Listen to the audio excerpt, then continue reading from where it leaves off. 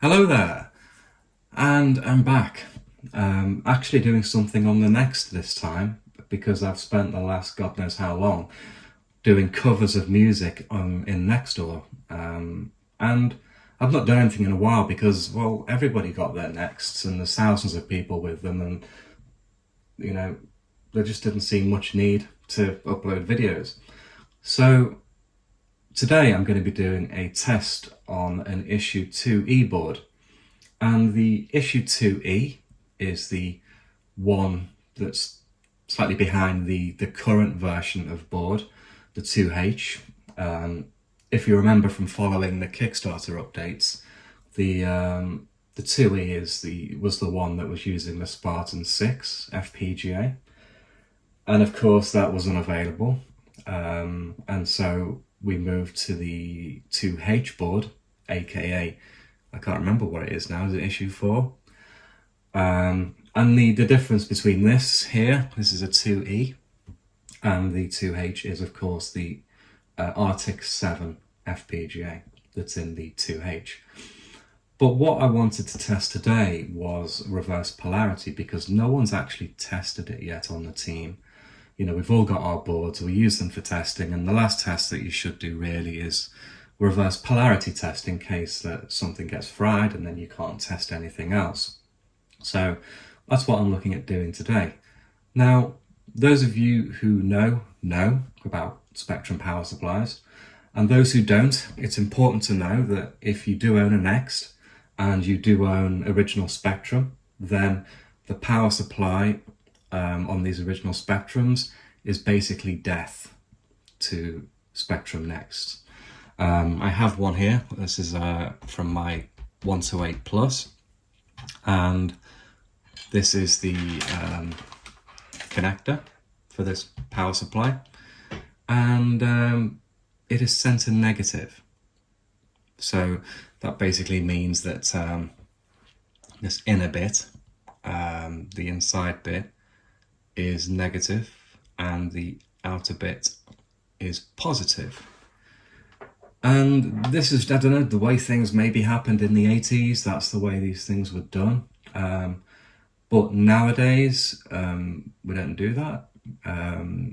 We use center positive, so that the center bit is positive and the outer bit is negative. And you don't really find the old ways being done anymore, except in things like guitar pedals and the like.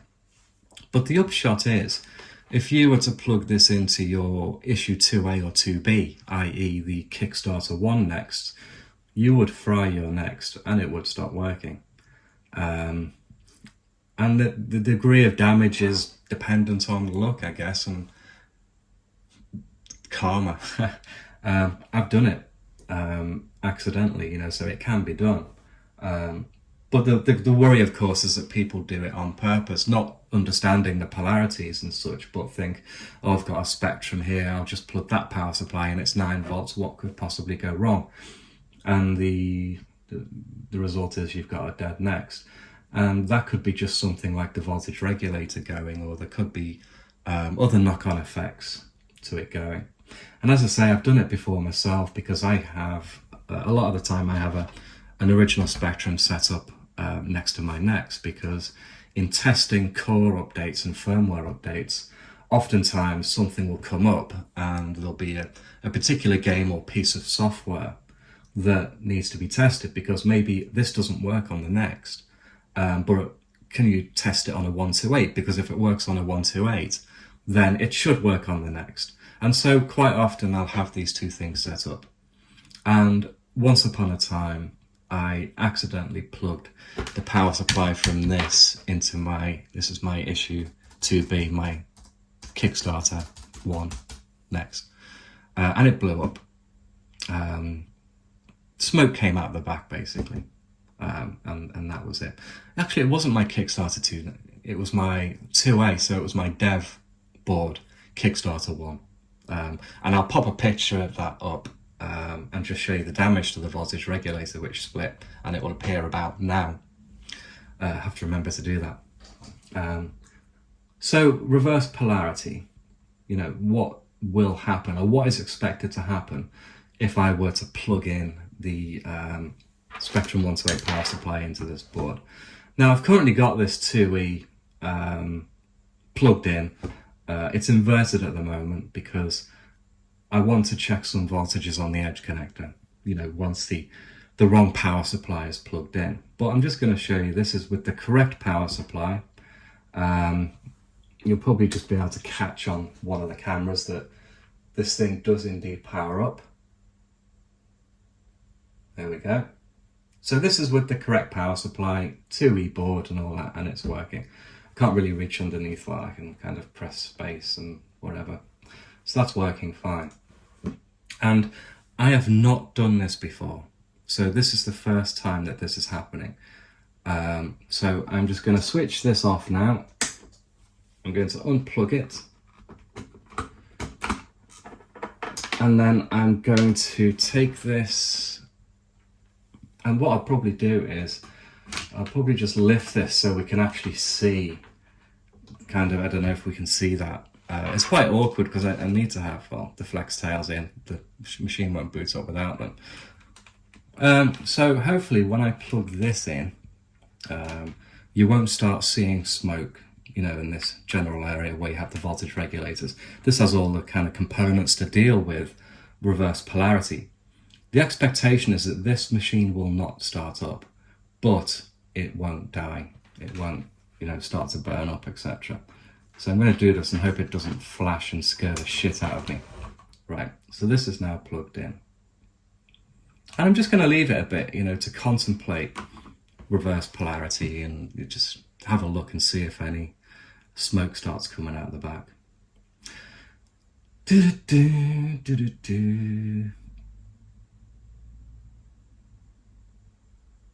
Nothing happening so far. Now,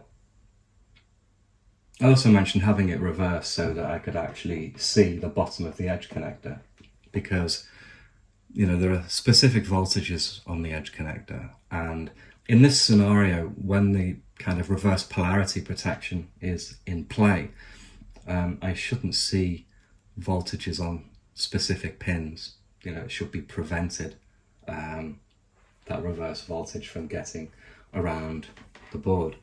And pin 4 on the lower has plus 9 volts. So I've got the voltmeter showing as well, as you can see on my other camera. So if I just touch this, and I do have shaky hands, that's why I tend to get other people to do the soldering for me these days. So that there, and then that there.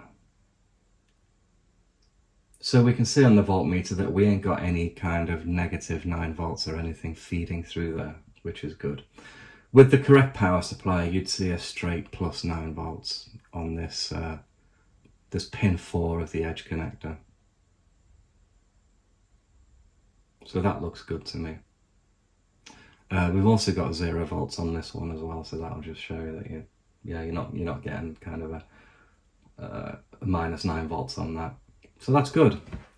So the board's been plugged in for a while now with reverse polarity power supply, and just going to flip it up again and just have a look and have a feel, you know, see if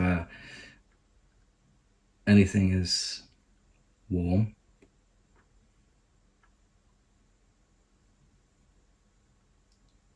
No, it seems fine and dandy. So the test now is, if I unplug this and then plug in the next power supply, proper power supply. Let's just get this in, plugging it in blindly there, and then switch on. And we can see the red LED came on straight away. And the next is started up. So that's good. That works. You don't fry your next. And we can see as well, just looking at the this pin 4 again, just to kind of give you with the correct power supply, we see 8.7 something volts on that. of which we saw nothing when we had the wrong power supply plugged in. And I guess you could just prove that this power supply is actually doing something. You know, if I just shove that in there and shove that there, we can see we've got 12 volts coming out of that power supply. So it is switched on. I'm not bullshitting you or anything like that. So that is the reverse polarity test. And it was really exciting, wasn't it? Cheers and see you later.